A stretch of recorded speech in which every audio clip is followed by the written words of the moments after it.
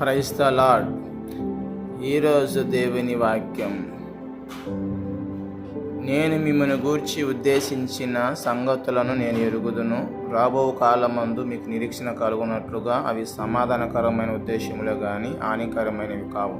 ఇదే యెహోవా వాక్కు. ఇర్మియా గ్రంథం 29వ అధ్యాయం 11వ వచనం.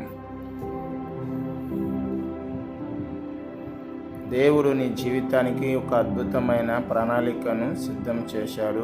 నువ్వు ప్రస్తుతం ఎలాంటి పరిస్థితిలో ఉన్నా దేవుడు నిన్ను విడిచిపెట్టలేదు. ఆయన నీ భవిష్యత్తును ఆశీర్వాదకరంగా మార్చగలడు.